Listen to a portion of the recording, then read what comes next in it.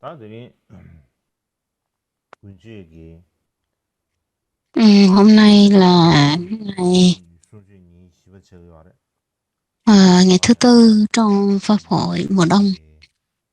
아주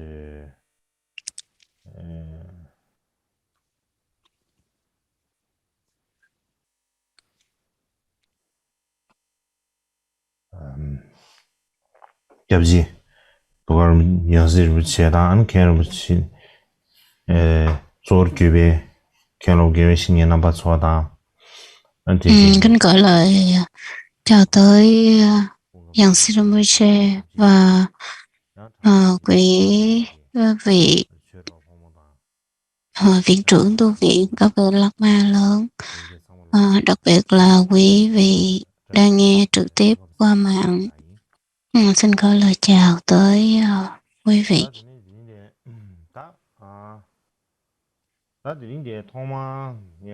Hôm nay thì trước tiên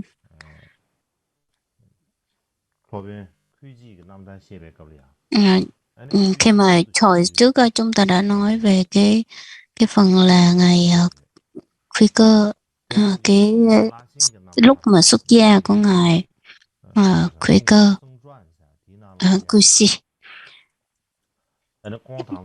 Thì trong cái trong cái bộ sách mà nói về cuộc đời của ngài khuy cơ thì nói là cái lúc mà ngài xuất gia thì ngài không có muốn xuất gia, và ngài đưa ra ba cái điều kiện để cho ngài Huyền Trang phải chấp nhận. Nếu như mà ngài Huyền Trang không chấp nhận thì ngài khuy cơ sẽ không có xuất gia. Thì lúc đó ngài có ba cái cỗ xe ngựa. Lúc mà đi xuất gia thì chuẩn bị ba cái cỗ xe ngựa để mà bỏ tất cả những cái đồ vật ở trong của mình, những cái vật mà mình yêu quý ở trong ba cỗ xe đó, để mà cái kiệu để mà rồi mới bắt đầu đi vào chỗ xuất gia. Thì đó là cái lịch sử thôi, nên nó không biết là nó có chính xác hay không, mình cần phải kiểm tra lại.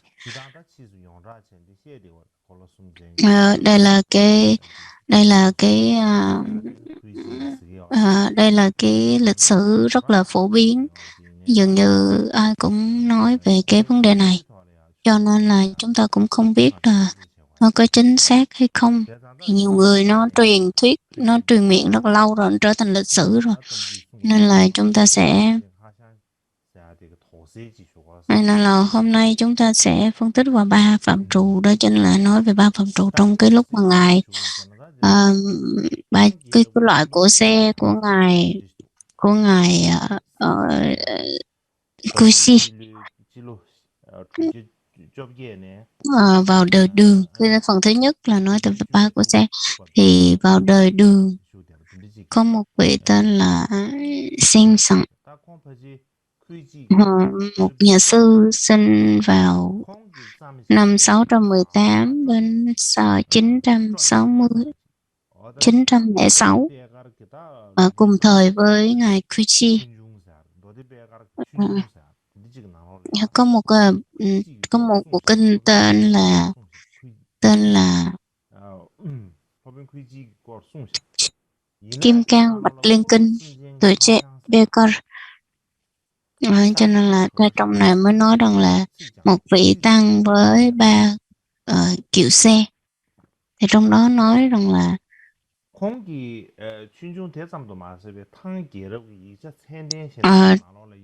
trong đó nói là đây là một vị tăng với ba cỗ xe. Ngoài ra cũng có một số tài liệu đời nhà Tống cũng nói về đời nhà Tống cũng nói về một vị tăng có ba cỗ xe. Bởi vì rằng là sau khi mà cái thời nhà Tống người ta lục lại lịch sử thì mới thấy có nhắc tới cái vấn đề này. Và vào cái đời nhà Tống và ngài Kuchi nó cách nhau khoảng 200 năm.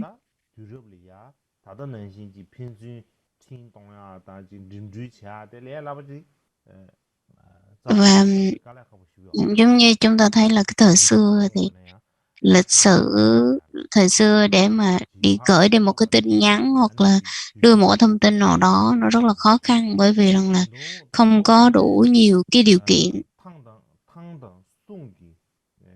Và cái đời nhà Đường và đời nhà Tống nó dường như nó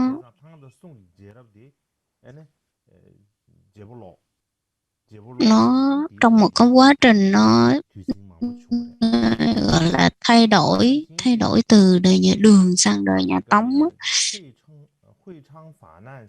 Trong cái đời của ngài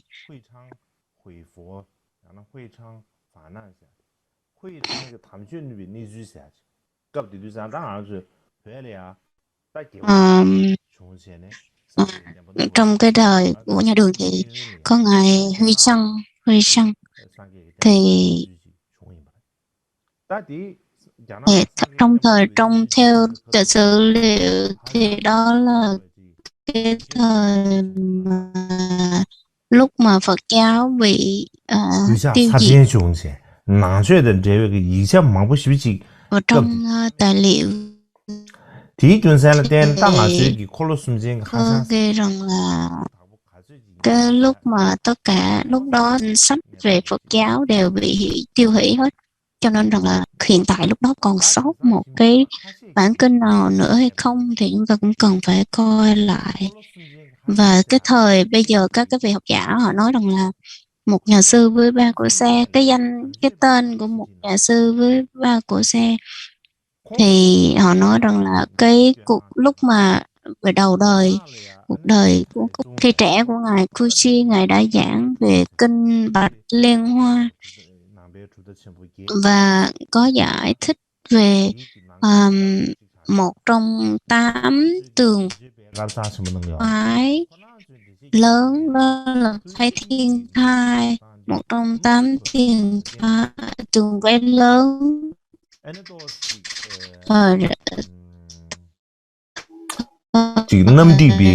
Bây giờ và người nói rằng là ngài trong đó thì ngài cái sự giải thích ngài khuyên cơ, bởi vì rằng là cái tư tưởng của nó không có hợp với cái tư tưởng của ngài Kuchi, cho nên là trong kinh là Diệu Pháp Liên Hoa, nhưng mà ở đây không dùng cái tên là kinh Diệu Pháp Liên Hoa, họ dùng cái kinh là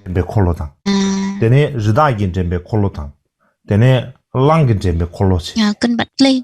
Thì nó là nói trong đây nói tới ba cái cỗ xe dê, xe hưu, xe trâu. Xe dê đó là tượng trưng cho anh văn, xe dê, xe hưu thì tượng trưng cho độc giác, còn xe trâu thì tượng trưng cho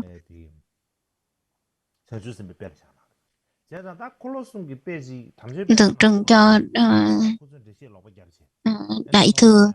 Cho nên cái lúc đó thì họ giải thích của chị, họ mới nói rằng là họ mới đặt tên cho ngài Kuchi là một vị sư ba của xe với ba của xe. Nên là bây giờ cũng có một số học giả người ta tìm kiếm, nghiên cứu và người ta đưa ra kết luận như vậy.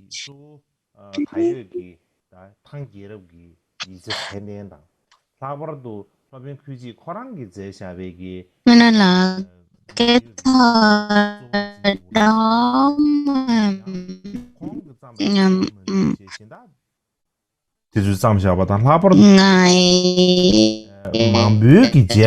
Kuchi, đặc biệt thì ngài chỉ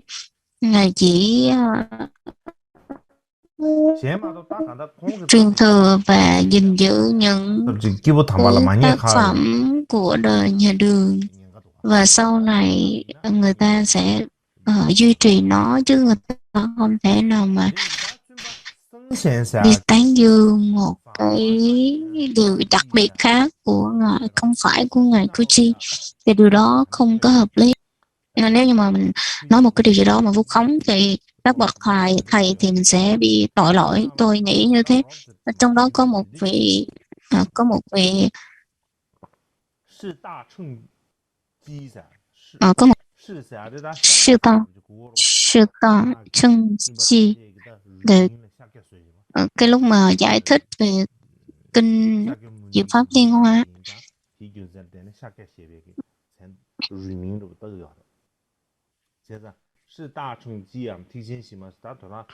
sư ta con anh chuyển sang cái lo mà đấy, anh chuyển sang là ya, ta lo mà ghi chú, trong đó sum là chỉ có đấy, thì nào lo này chỉ tóc bao nhiêu vậy, đây cũng là một trong những cái tên của ngài Rishi, và họ nói rằng là cái vị này là đệ tử của ngài Huyền Trang, và có khoảng 300 người đệ tử, 300 học trò, 300 đệ tử, và trong đó 70 người đã có được cái sự chứng ngộ, và có và lúc đó trước khi mà mẹ của ngài thọ thai thì mẹ của ngài mới nằm mơ thấy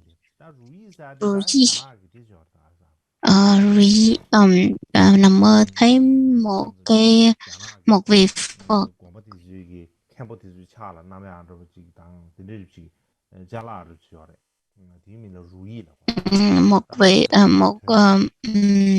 mẹ ông nằm mơ thấy mẹ của ngài nằm mơ thấy một vị Phật trên tay cầm cái tích trượng hay là một cái hạt ngọc, ý nói là một cái vật, và nó có thể làm bằng cái cây hoặc là bằng sắt hay bằng một cái gì đó, giống như cái tích trượng hay cái quyền trượng vậy, tích trượng hay gì đó. Thì ở trong cái tay tượng Phật cầm cái tích trượng ở trên tay của mình, và mới nói với mẹ ông rằng là tôi muốn nhập của bà. Rồi sau đó thì mẹ của ngài thọ thai. Nhưng hôm trước chúng ta nói về cái câu chuyện thì hơi khác so với cái câu chuyện mà hôm trước mình đã có đề cập tới. Và khi mà ngài ra đời thì rằng là có rất là nhiều cái mây ngũ sắc xuất hiện, và khi mà có thể là không phải là cái việc xuất gia giống như bây giờ mình hiểu, có thể là lúc đó ngài phát cái tâm ra khỏi cái vòng tam giới, và năm 17 tuổi thì ngài nhập vào tăng đoàn, gia nhập tăng đoàn. Và trong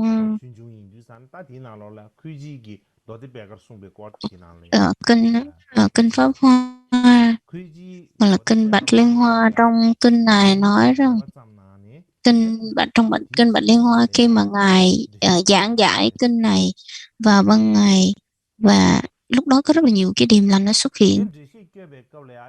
Khi mà ngài giảng dạy thì những cái điềm lành đó nó xuất hiện liên tục trong lúc mà ngài giảng. Ví dụ như một số người họ nằm mơ, họ thấy rằng là khi mà ngài Kushi Chen Bảo Thà Bình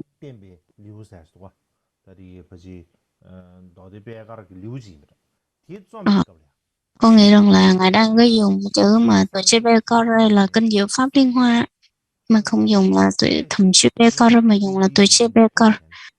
Thì trong cái chương mà chương hiện bảo tháp, trong cái chương hiện bảo tháp đó thì nó rất nói rằng là khi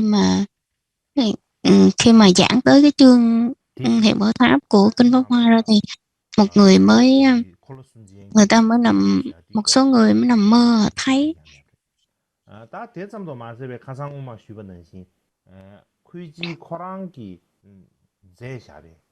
Nhưng hôm trước tôi có đề cập tới có đề cập tới việc rằng là ngài Kushi viết luận giải về nhà thành duy thức luận giải thích ấy.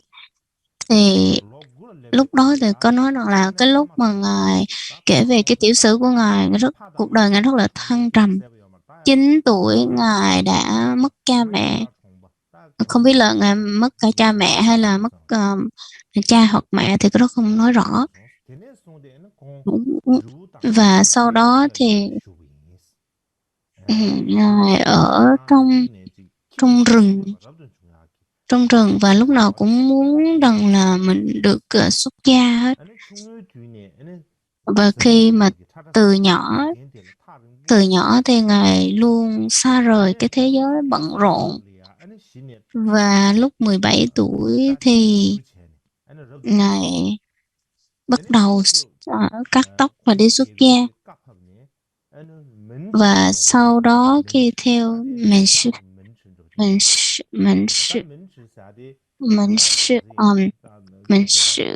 sau này thì theo sắc lệnh của vua thì ngài được thọ giới và có cái bậc là minh sư, nhưng là minh sư.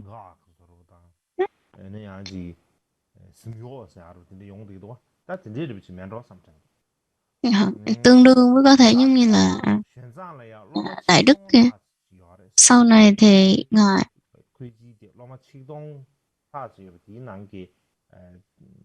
lúc đó thì ngài Huyền Trang đã có được 1.000 người học trò đệ tử rồi, và trong 1.000 người đó thì cũng có ngài Kuchi. Và ngài Kushi là một trong 70 người đệ tử ưu tú của ngài Huyền Trang, và ngài luôn luôn cầu nguyện rằng là mình có thể nối dõi truyền thừa cái tư tưởng của ngài Huyền Trang. Và ngài luôn luôn là một người rất là tinh tấn và luôn luôn siêng tu siêng học. Sau đó thì ngài trở thành một cái người phụ tá, người trợ giúp đắc lực trong cái sự dịch kinh luận của ngài Huyền Trang.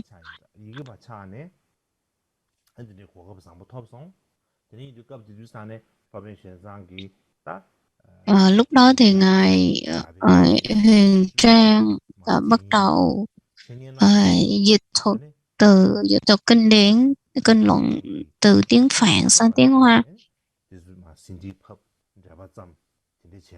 Và ngài Kushi là cái người chịu nghe và viết xuống. Nên là khi mà như Sưng Sen, hầu như hồi nãy mình có nhắc tới cái vị mà cùng thời với ngài là Sưng Sen, vị sư là Sưng Sen. Cho nên là theo cái sử liệu của vị Sưng Sen đó thì mình thấy rằng là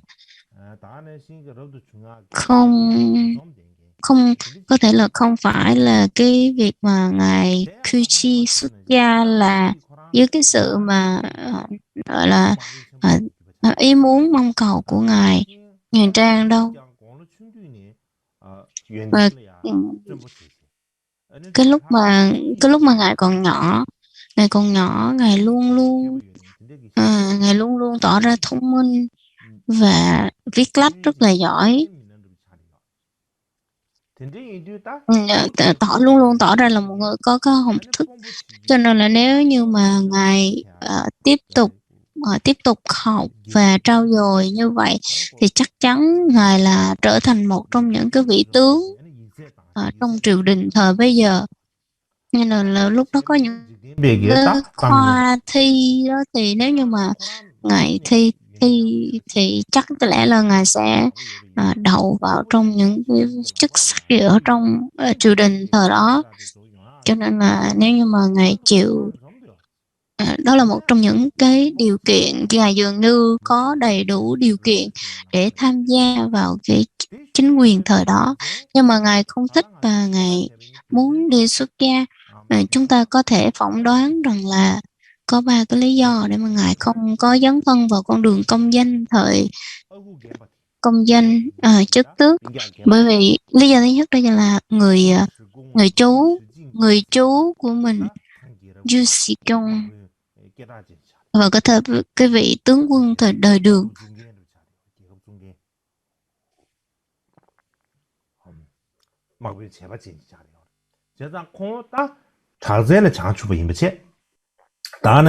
Bởi vì nhìn cái tấm gương mà của ông chú của mình á, và cái vị vua cũng đều để ý quan tâm tới cái dòng tộc này, nên là không phải là dòng dõi vua chúa, nhưng mà nó là cũng là cái dòng dõi cũng bởi vì thuộc dân tộc thiểu số, cho nên rằng là một người rất là thô lỗ và là có cái tướng quân, là có cái công việc, có khiếu về điều hành quân tốt. Và một lần nọ thì ngài vị vua mới tổ chức lễ hội tiệc tùng.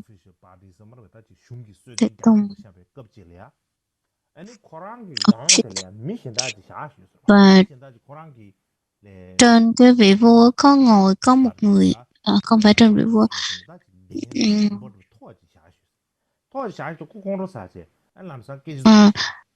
trên cái vị tướng đó có một người ngồi nữa, nhưng mà cho nên là vị đó không chịu, cho nên mới nói ông chú á, cho nên ông không chịu, cho nên ông mới nói rằng là không được ngồi đó. Nên là ông mới tức giận và ông mới đánh cái người ngồi trên ông. Bởi vì là ngồi mà đánh người ta mà xém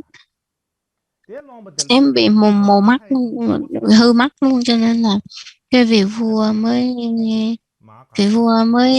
thấy như vậy. Vị vua là Thái Song, hoàng đế Thái Song, bởi vì rằng là vào cái thời mà Hán Cao Đế, ông vua tên là Liêu Băng. Vì khi mà ông vua này đấy, lúc đó một cái vị là vị tướng quân tên là Hai Vị, cho nên là ông lúc nào ông cũng giết hết tất cả những vị tướng quân sau khi mà ông có được đất nước. Vua Hán Cao Đế thì ông giết hết tất cả những vị tướng. Ông nói rằng là cái lỗi không phải là do ông, mà là do các vị tướng, cho nên ông giết hết tất cả các vị tướng. Cho nên là qua đó mới thấy rằng là cái ông chú này, chú tướng của ngài mới nói rằng là tất cả hãy cẩn thận, chứ nếu như mà ông chú này mà không cẩn thận thì sẽ nguy hiểm, giống như cái thời của vua Hán Cao Đế vậy đó. Mà là đó là một cái câu chuyện nói tới ông vua, với ông vua và cái vị mà tướng quân Du Chi Công, ông vua Tai Song, không có bất hòa, xảy ra những cái bất hòa, và cuối cùng thì ông đi ra ngoài cái thành mà ông làm việc ở ngoài. Nên là thực ra nếu mà ông ở trong thành thì ông sẽ làm cái chức vị rất là lớn, nhưng mà sau đó ông đi ra ngoài xuất thành thì ông bị giáng cấp, và cái việc mà người đời họ nhìn ông với một cái nhìn hơi thấp xuống, khinh bỉ. Và lúc đó ở Ấn Độ có cái vị giống như là cái vị mà trưởng lão,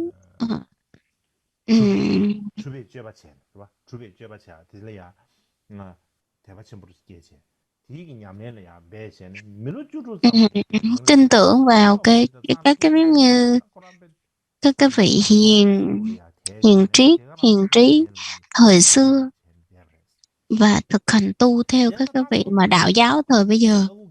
Ở trong đó thì ngài chỉ anh chú của ngài Kuchi, cái vị tướng đó, họ đã thay đổi, ông đã thay đổi rất là nhiều. Và khi mà ngài Kuji thấy được cái cuộc đời của ông chú của mình, rồi cái sự thăng trầm, nhưng mà được một vị tướng, là một vị tướng rất là oai phong lẫm liệt, rồi sau đó bị bất đồng với vua và bị giáng cấp xuống, rồi bị đuổi ra khỏi thành này kia. Cái sự thay đổi đó nó ảnh hưởng tới ngài Kuchi rất là nhiều, nên là đó là một cái lý do đầu tiên. Cái lý do thứ hai đó là khi mà ngài lên 9 tuổi, ngài Kuchi lên 9 tuổi thì cha mẹ của ngài qua đời.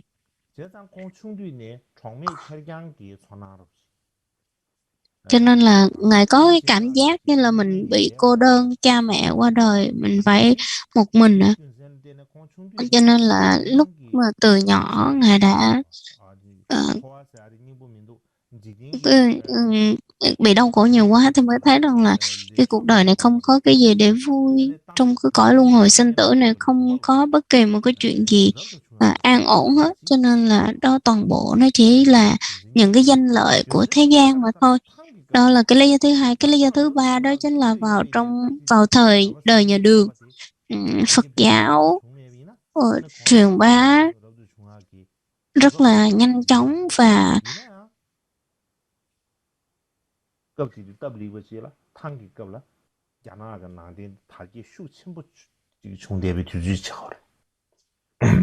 truyền bá rất là hưng thịnh. Cho nên là nhờ vào cái sự hưng thịnh trong cái truyền bá của Phật pháp đó mà ngài có cơ hội ngài xuất gia. Đặc biệt là khi mà ngài Huyền Trang trở về từ Ấn Độ mà trở về Trường An thì rất là nhiều người có cái nhìn tốt và quan tâm tới cái việc rằng là phiên dịch kinh luận Phật giáo, và đặc biệt là các vị hoàng đế như là Thái Tông hoặc là Cao Sung, còn đó là Thái Tông và Cao Tông, đặc biệt là các vị hoàng hậu đều rất là ủng hộ cái việc mà ngài đã đem kinh điển kinh luận về trong giáo lý Phật giáo Trung Quốc và truyền bá. Có cái công của ngài Huyền Trang trong sự nghiệp truyền bá giáo lý. Đó là ba cái lý do người ta gọi rằng là ngài là vị tăng với ba cổ xe ngựa. Thì cái phần thứ hai đó chính là một cái câu chuyện kể về câu chuyện khi mà ngài ở trên cõi trời Đâu Xuất á, trong trong luận tạng đều có nhắc tới cái vấn đề này.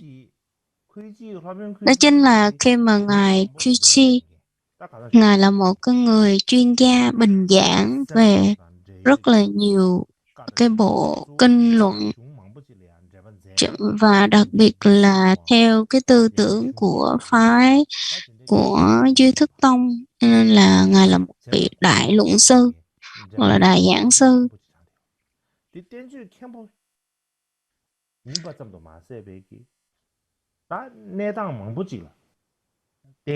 Không chỉ là một vị đại luận sư mà là trong cái xã hội loài người thì ngài là một cái người rất là xuất chúng và vĩ đại, bởi vì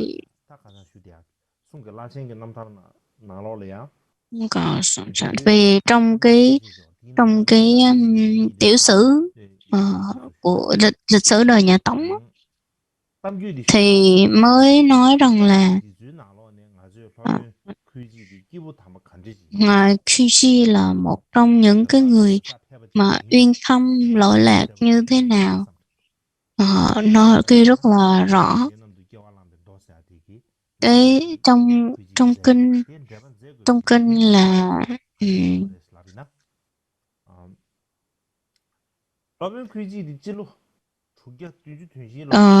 Trong kinh là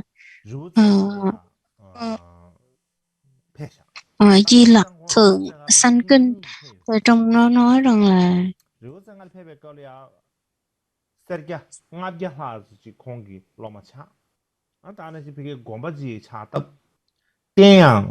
trong này nói rằng năm 674 Ngài đã đến núi Ngũ Hành Sơn một lần hoặc hai lần, và sau khi mà Ngài xuất gia và quy y thì Ngài đã ở trong một tu viện, và Ngài đã xây dựng, làm tạc một cái tượng của Ngài Di Lặc thọ, và sau khi mà tạc tượng Ngài Di Lặc, ngày nào Ngài cũng thọ Bồ Tát giới và luôn luôn cầu nguyện. Cho nên là tới và cũng tại cái núi mà Ngũ Đài Sơn này thì Ngài đã bắt đầu giải thích luận bình dạng nhân của bộ kinh luận của Duy Thức Tông. Và trong cái tiếp tục du hóa thì tới ngọn núi gọi là Ngũ Đài Sơn.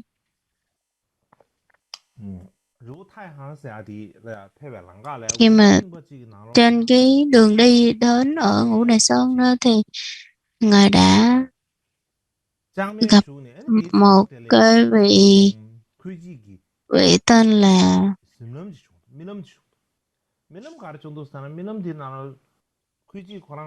khi tới một cái núi tên là Shanghai thì Ngài mơ thấy rằng là Ngài đang ở trong đi lên một cái núi rất là lớn, núi rất là cao, và thấy rất là nhiều người ở trong đó. Và khi mà một núi gọi là có rất sương mù mịt tối tăm, thì rất là nhiều người sợ và than khóc. Như là trong cái vách đá nó phát ra, cho nên khi mà mình đi vào một cái đường hầm hoặc tối tăm này, mình thấy là mình tưởng tượng rất là nhiều cái cảnh rất là nguy hiểm. Lúc đó thì Ngài thấy rằng là có một số người chúng sanh than khóc, và Ngài giật mình lại hoặc là tỉnh lại thì mới thấy rằng là đó là những cái vách đá thôi. Nên là khi mà Ngài nhìn lên trên cái vách núi, vách đá, thì rằng là Ngài mới thấy rằng là dường như ở bên kia có một cái làng, và cái làng đó phát ra những cái tiếng của con người. Họ nói rằng là Ngài xin đạo sư hãy dừng lại một chút xíu, bởi vì rằng là Ngài đã tới đây có việc gì không? Thì Ngài mới nói rằng là Ngài mới đợi một xíu, Ngài mới thấy là có hai vị thiên thần mới xuất hiện và đi tới gần chỗ Ngài, và mới nói với Ngài rằng là Ngài hồi nãy Ngài có thấy được rằng là cái sự đau khổ của chúng sanh hay không? Ngài Kushi mới trả lời rằng là tôi đã nghe những cái tiếng đau khổ như vậy, tiếng kêu của chúng sanh phát đau khổ như vậy, nhưng mà tôi không có thấy được cái hình dáng như đó. Thì một trong vị thiên thần đó mới đưa cho Ngài một cái con dao, và mới nói rằng là hãy mổ bụng của mình ra, và mình sẽ bụng của chính Ngài ra, thì Ngài sẽ thấy được cái viễn cảnh đó ở trong bụng của mình. Và Ngài mới ngay tức khắc Ngài mới lấy con dao đó và Ngài mổ cái bụng của mình ra, và khi mà ngổ cái bụng thì mới thấy rằng trong đó có hai cái ánh hào quang nó chiếu xuống.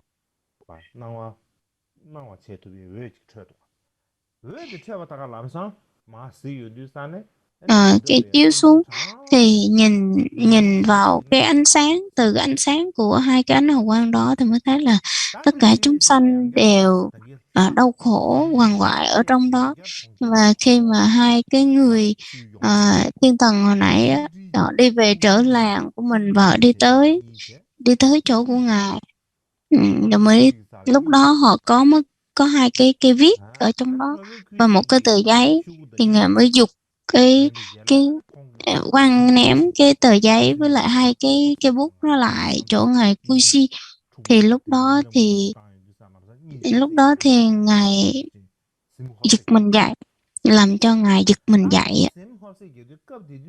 Thì khi mà ngài giật mình thì ờ, lúc đó là ờ, vào nửa đêm. Khi mà ngài Kuchi nhìn thấy như vậy đó, thì lúc đó người nhìn mới thấy là một cái ánh sáng nó phát ra từ ở trong chùa của mình.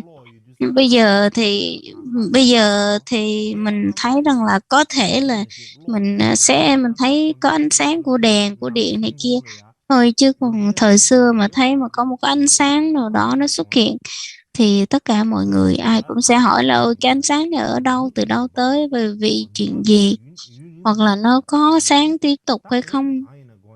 Cho nên là người ta mới hỏi rằng là cái ánh sáng này là cái gì, cho nên là rất là nhiều người mới đi tìm thấy cái ánh sáng và đi tìm kiếm cái nguồn gốc của ánh sáng đó nó ở đâu. Thì lúc đó thì nó thấy một cái cuộn giấy nó phát ra ánh hào quang, hoặc là cái tờ giấy nó phát ra cái ánh hào quang.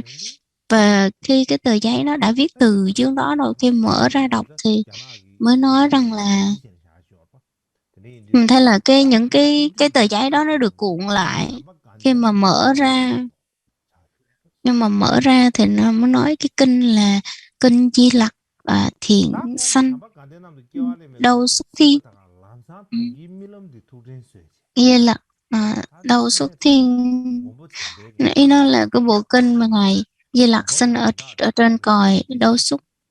Có thể là người ta nói rằng là có thể là lúc đó ngài mới nói rằng là có thể là ngài Di Lặc đã đưa ra một cái ý chỉ rằng là hãy viết một cái bộ luận giải về cái bộ kinh này chăng. Cho nên là lúc đó ngài ngài muốn ngài muốn viết, và lúc mà ngài cầm cái viết lên để mà chuẩn bị viết xuống thì nó xuất hiện từ cái đầu của cái viết rớt xuống 27 viên xá lợi. Kích thước thì nó cũng bằng cái hạt gạo nhỏ thôi, màu đỏ, cái hình dáng rất là đẹp. Nó có 27 viên. Và sau đó thì họ có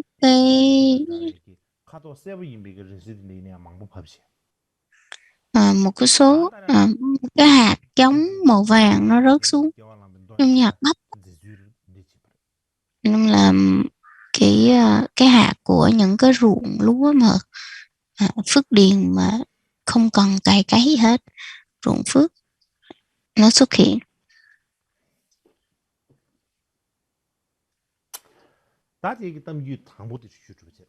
Đó là cái thuyết. Và thứ nhất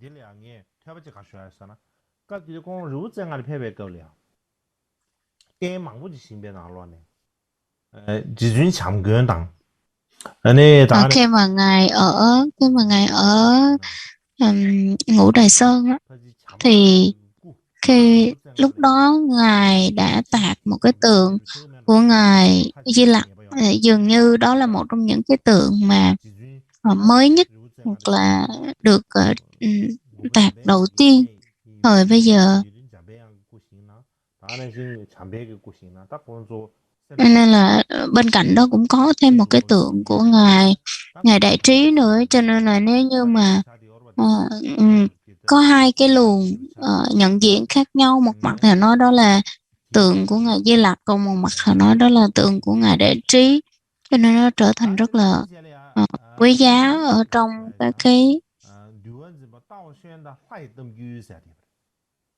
cái thứ hai đó chính là các đạo sư và những cái vị truyền thừa gìn giữ giới luật trong cái bộ gọi là lịch sử của các vị thánh tăng mới nói rằng là trong 8 trường phái lớn của Trung Quốc thời đó thì có là Lục Tạng.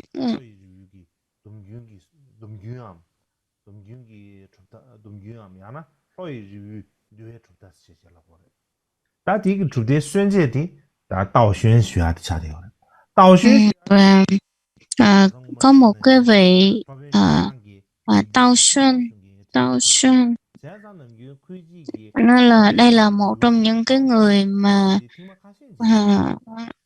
đây là một trong những cái người mà cũng là đệ tử của ngài Huyền Trang và trợ giúp trong đó, và ngài Kuchi mới đi gặp cái vị này, và lúc nào ngài Tao Xuân này cũng đi tới.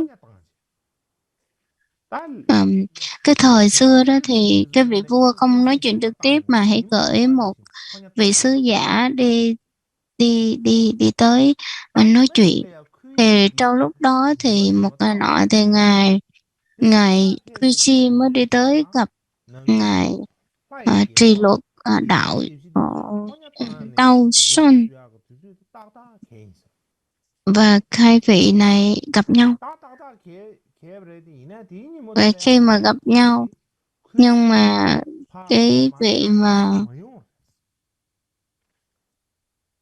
mà một cái vị sứ giả lại không đến, họ không chờ được cái vị mà Kusi, cho nên là cuối cùng thì ngài Tao Xuân này mới có cơ hội gặp vị vua, cho nên là ngài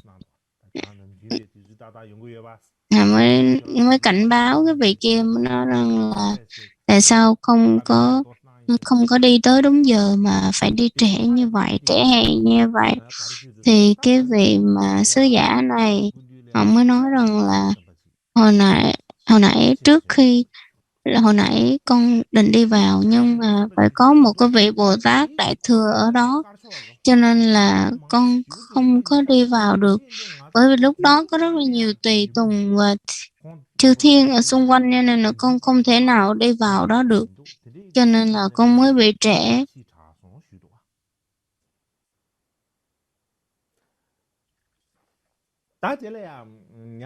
Và sau đó thì cũng có một cái thuyết nữa nói cũng giống như là ba vị tăng với bà của xe, cho nên là mình không có biết rằng là cái câu chuyện một vị tăng với bà của xe này có đúng hay là sai nữa. Một cái vị Tao Xuân này là một cái người đạo cao đức trọng, chuyên trì giữ giới luật.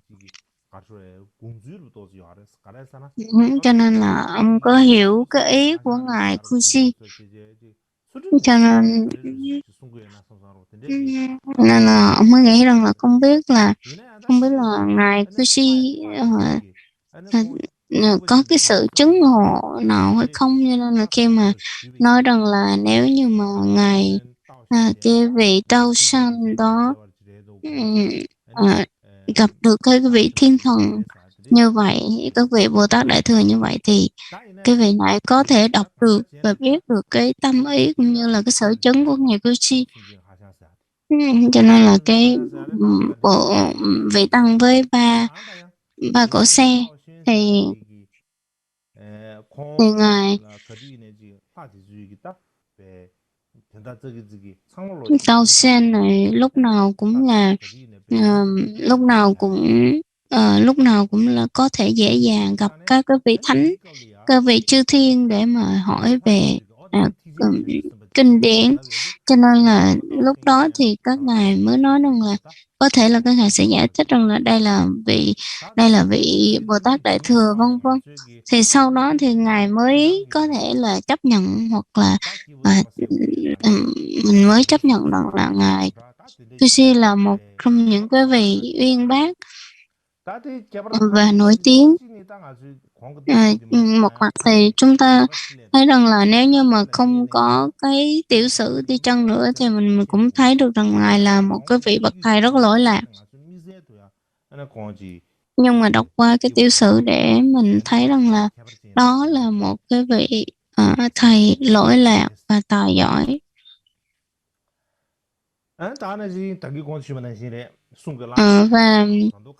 Và trong Sung Kiền Lai Chiên Kiền Lâm Thất là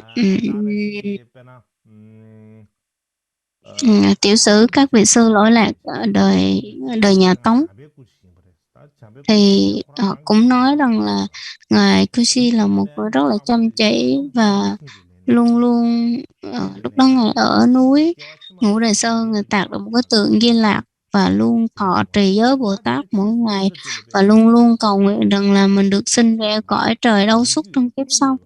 Và lúc đó thì mọi người đều có thể thấy cái việc rằng là cái ánh hào quang nó phát ra từ cái bức tượng đó.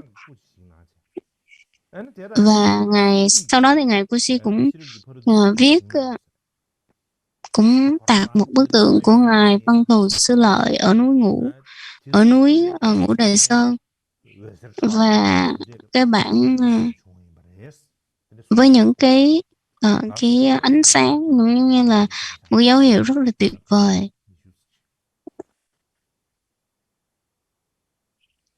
Chúng ta nghỉ giải lao 15-20 phút.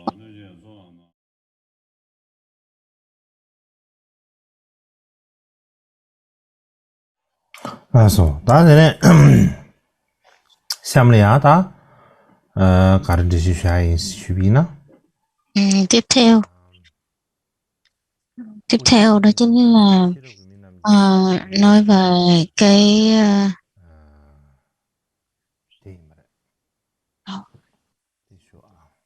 nói về cái lúc mà ngài Kuchi qua đời thì là được ngài qua đời và được người đời sau họ tôn vinh như thế nào.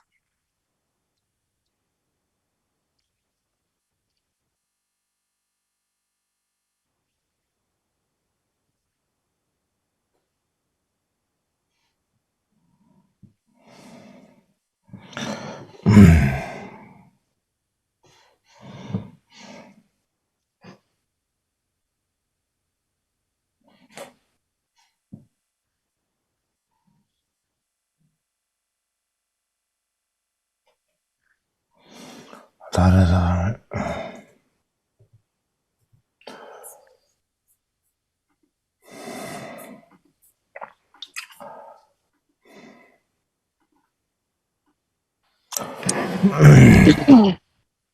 다들이야, 아니?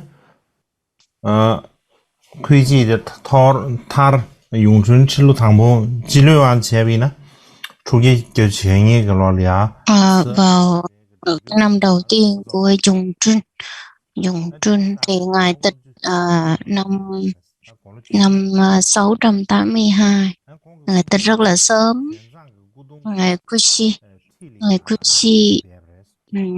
ngài tịch tại chùa Từ Ân.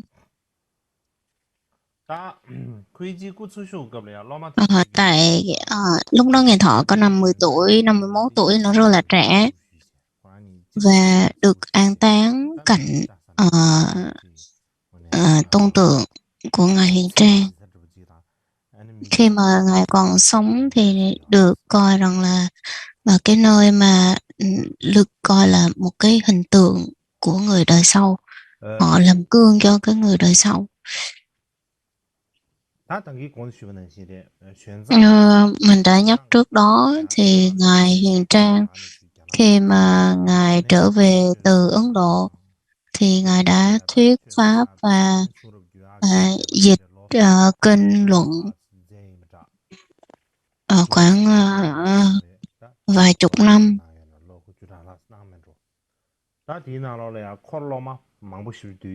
Trong vài thập kỷ ngài trở về Ấn Độ và Hoàng Hóa đó thì có rất là nhiều đệ tử và hơn 3.000 đệ tử.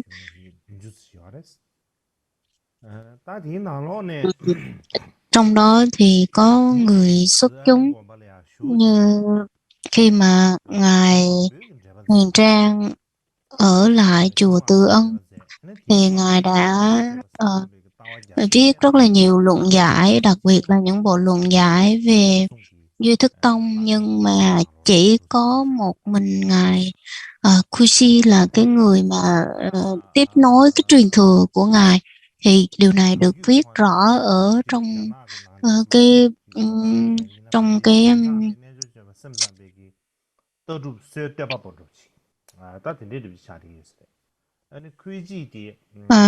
điều này được viết rõ ở trong các cái bộ như là cuộc đời các vị đạo sư lỗi lạc đời nhà Tống trong quyển sách này. Chủ trong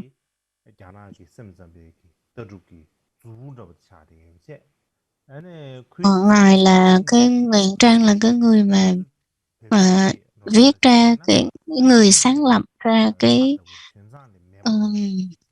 du già, mà các cái bộ luận giải về du già theo cái hướng của Duy Thức Tông. Thì ngài nhờ cái ngài Kushi là một trong những cái người mà giúp đỡ vững chắc.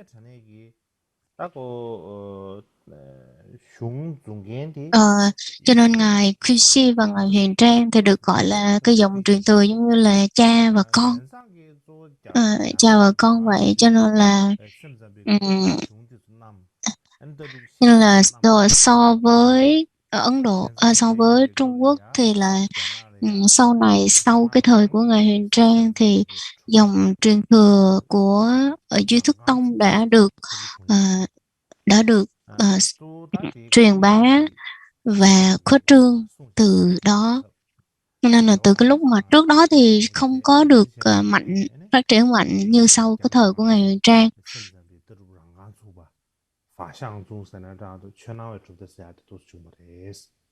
Nên là cái dòng truyền thừa, cái gọi là Pháp Tướng Tông hoặc là Duy Thức, Duy Tâm, chỉ Duy Tâm của ngài Huyền Trang. Và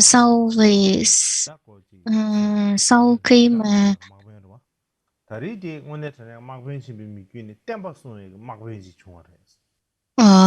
cái thời xưa nào là một cái vị tướng lớn, nhưng mà bây giờ thì được ví như là một con người trì giữ giáo lý. Nếu như mà cái người mà ngày Kushi ngài không có tu thì ngài là một vị tướng, nhưng mà bây giờ ngài xuất gia thì trở thành một cái người mà bảo vệ giáo pháp, là giống như là lưu danh thiên sử. Và tiếp theo đó chính là những cái người thời hậu thế ngày Kushi như thế nào.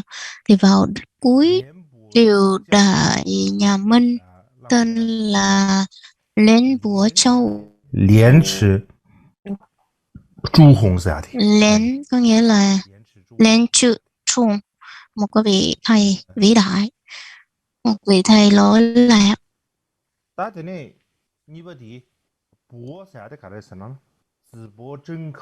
Thứ hai đó chính là Sử Bua Trinh Cờ.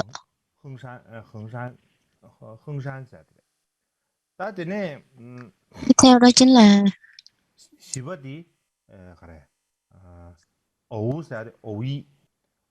vị thứ ba đó chính là Han San. Và tiếp theo vị thứ tư đó chính là Wu Yi Shisu. Thì trong những cái bộ truyện mà là viết về cái sự ca ngợi ngài Kuchi, thì trong đó có một cái vị mà vị thứ ba đó là Han San Từ Chin. Thì ngài viết ngài viết cái tự truyện của mình. Thì trong này nói là trong này có nhắc tới cái việc rằng là có cái đoạn là xưng tán ngài Kuchi, là xưng tán ngài Quy Cơ. tiếng tiếng Ngài đang đọc về tiếng Hán đấy ạ. Tiếng Hoa như thế nào?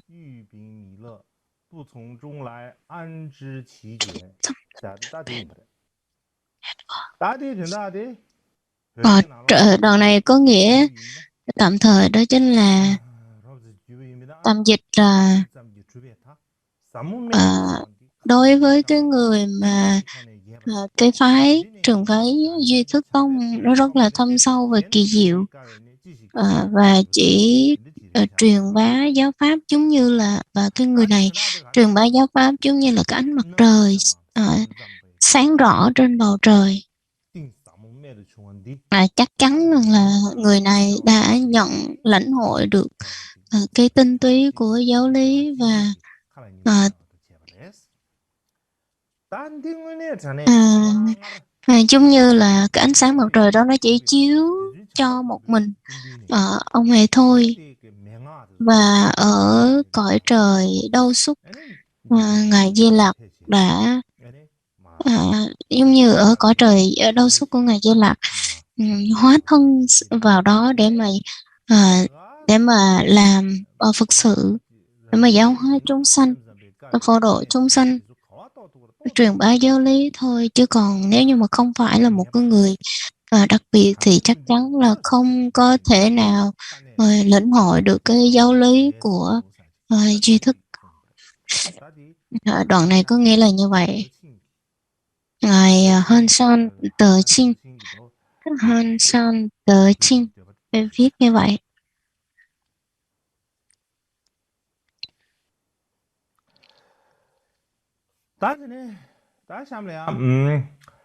Tiếp theo đó chính là hôm trước chúng ta đã có nhắc tới có cái bản luận giải của ngài Kushi viết về thành duy thức luận, tên là luận thành duy thức luận giải, được viết bởi ngài Kushi.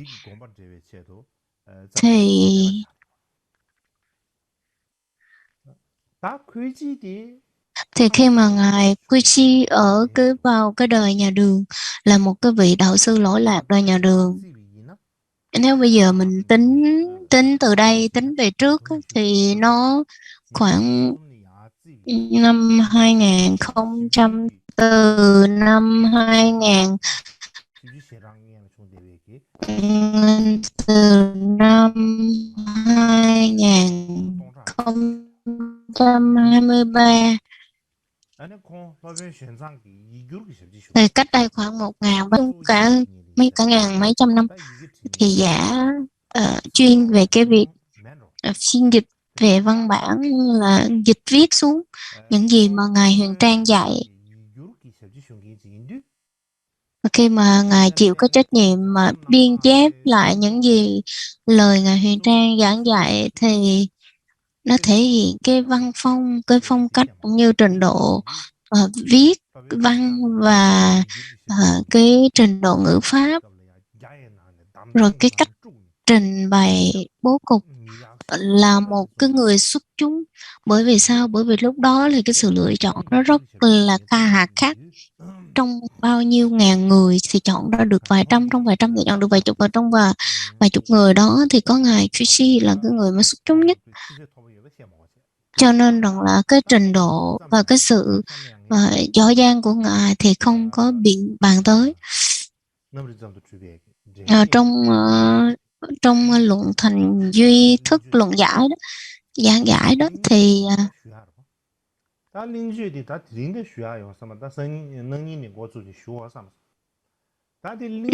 trong cái giảng giải luận thành duy thức giảng giải đó nói về cái phần giới thiệu của ngài đó.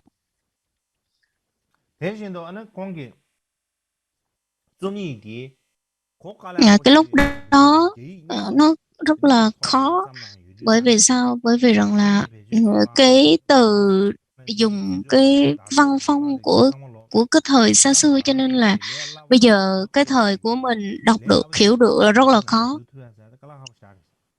Cho nên là cho nên là rất là khó. Về chứ chẳng hạn như tôi thì tôi đọc không thời cũng đã đọc không được nữa, cho nên là cho nên là vào cái thời xưa mà kinh điển đó mà mình chỉ đọc thôi là đã đọc khó rồi, huống chi tôi phải hiểu. Cho nên là bây giờ thì tôi sẽ không thay thay gì vì dịch qua tiếng Tây Tạng y như từng từ từng chữ đúng như vậy thì tôi không có làm được, mà tôi chỉ có thể dịch sơ lược bằng một cái văn phong rất là thô để mà có thể dễ hiểu.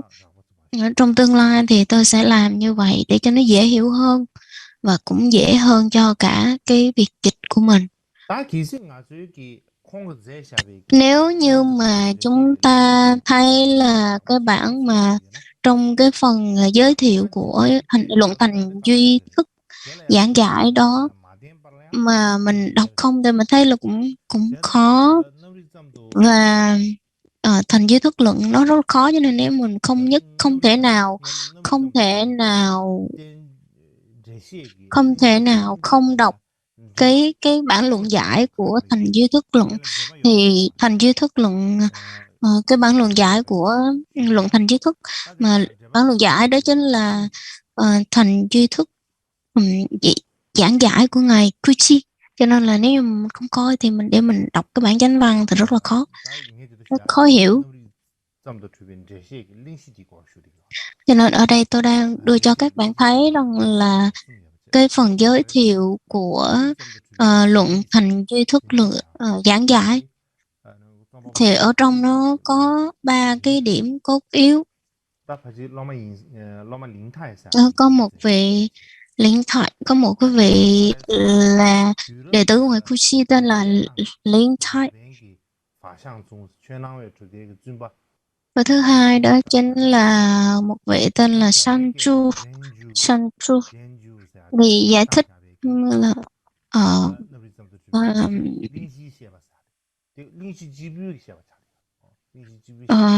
đây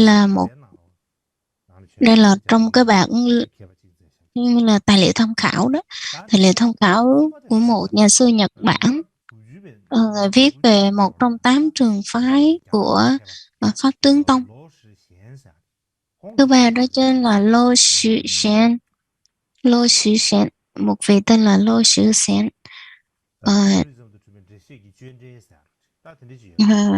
Vị này đã gọi là viết và giải thích về cái bản luận thành duy thức giảng giải của ngài Kuchi, và viết thêm vào, và tôi đã tham khảo 3 cái bản này để mà có thể dễ hiểu hơn về cái phần giới thiệu, cái lời giới thiệu của luận thành duy thức giảng giải.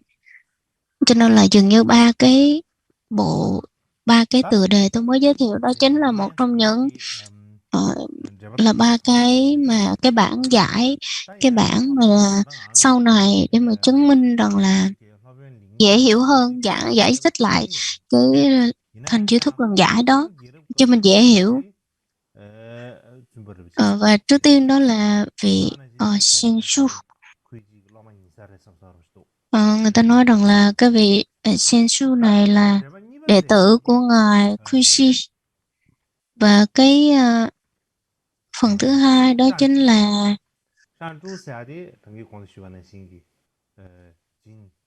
Thiện Châu, là sinh vào cái vị này thì không thấy bất kỳ một cái tài liệu nào hết. Cái vị thứ hai là Senchu. Senchu là cái ngài mà Thiện Châu là đệ tử của ngài Xuân Phong. Đây là một trong những đây là một nhà sư Nhật Bản, và nương tựa vào một cái vị thầy Xuân Phong để mà học và đi sâu vào cái tư tưởng của Duy Thức Tông.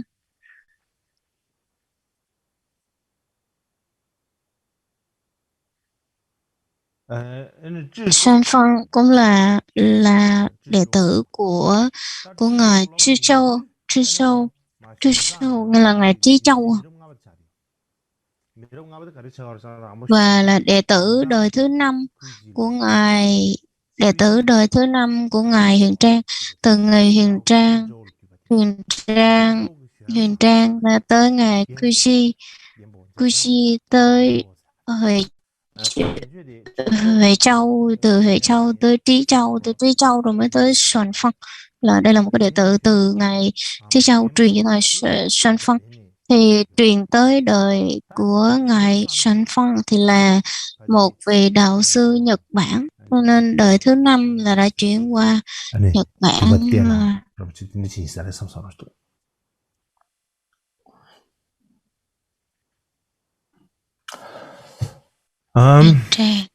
Huyền Trang Kuchi Huệ Châu, Trí Châu, Xuân Phong năm đầu. Và cái việc mà Thiền Châu là Senchu này ở nương tựa bậc thầy Xuân Phong làm thầy thì như thế nào, là vào thế kỷ vào năm thứ 6 của cái đế chế vương quốc nào đó, vào năm 734, và ngài đến Trường An và trở về Nhật Bản. Khi mà ngài trở về Nhật Bản thì ngài mang theo hơn 5.000 bộ kinh và luận Phật giáo. Và qua cái tự sử liệu này thì chúng ta có thể suy luận ra là cái vị Xuân Phong hoặc là Senju hoặc là Trấn Châu thì đều có cái chùa, nó có thể hiện được là có một cái ngôi chùa ở Nhật Bản, Sinh Phú Sư, có một ngôi chùa tên là Sinh Phú Sư. Tiếng Kofukushi là tiếng Nhật ạ. Còn Kofukushi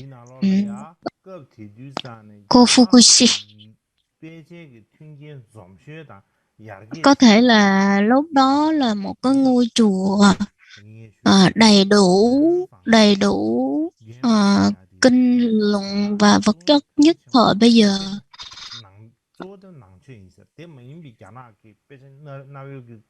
Như chúng ta biết rằng là cái lúc mà Phật giáo được truyền qua Nhật Bản thì người ta đã đem cả ngàn bộ kinh luận Phật giáo đi tới Nhật Bản, thì có thể là họ đã để lại ở trong cái ngôi chùa tên là Kofukushi này.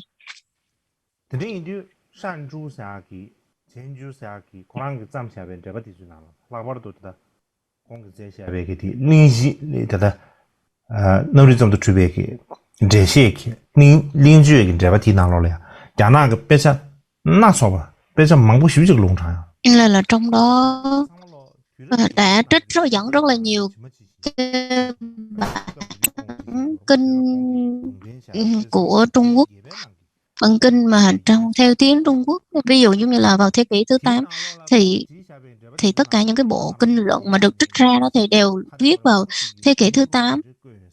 Và những cái bản mà được viết ra đó thì chúng ta dường như ta có thể thấy được những cái bộ kinh luận đó, nhưng mà mình không có được cái sự kết nối, cũng như mình không có hiểu rõ sâu hết.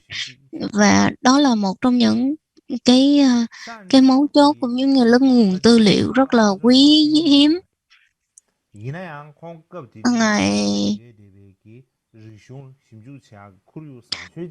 Ngài Sensu dường như là ngài Thiện Châu. Sensu dường như là ngài không có, ngài dường như là chưa tới Trung Quốc bao giờ, nhưng mà có thể là tại cái ngôi chùa này ngài đã nghiên cứu và học Phật.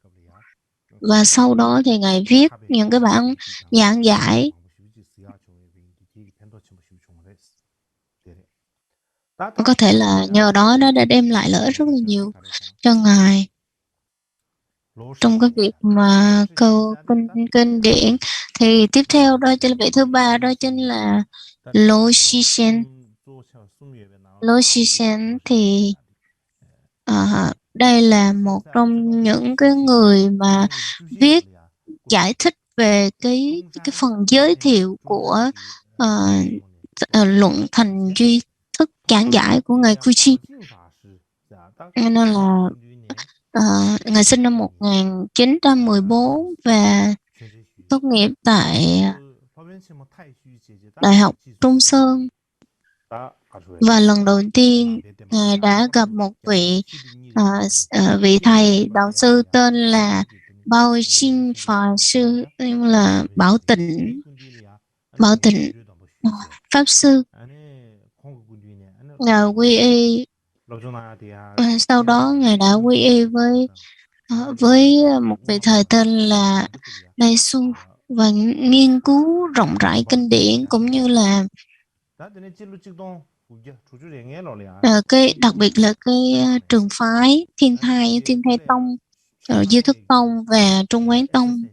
Năm 1965 thì ngài thành lập một cái học viện Phật giáo ở Hồng Kông, và sau đó thì ngài đến Bắc Mỹ và truyền bá về Diêu Thức Tông và Pháp Tướng Tông. Sau đó thì ngài qua đời năm 1993 tại Hồng Kông. Ngài trở về Hồng Kông và qua đời tại Hồng Kông. Tiếp theo thì chúng ta sẽ ngày mai, hôm nay chúng ta tạm nghỉ tại đây. Hôm nay định giải thích về hết cái phần mà về lời giới thiệu của cái bộ luận giải này, nhưng mà không có cơ hội nên là cũng không có thời gian nhiều. Cũng định nếu mà mình không có tranh thủ cái cơ hội này để mà giải thích hết thì nói hết thì dường như sẽ không có cơ hội nữa, cho nên là nếu mà giải thích thì cũng nếu mà mình không cố gắng tranh thủ thời gian thì 10 năm chưa xong cái chủ đề này, cho nên là sẽ tranh thủ vào cái thời gian của mùa thu. Hôm nay chúng ta kết thúc tại đây, và ngày mai thì là cái Tết âm lịch của Trung Quốc cũng như các nước khác. Ở Tây Tạng thì cũng có một số nơi, một số địa phương cũng đón Tết giống như là Tết của Trung Quốc này.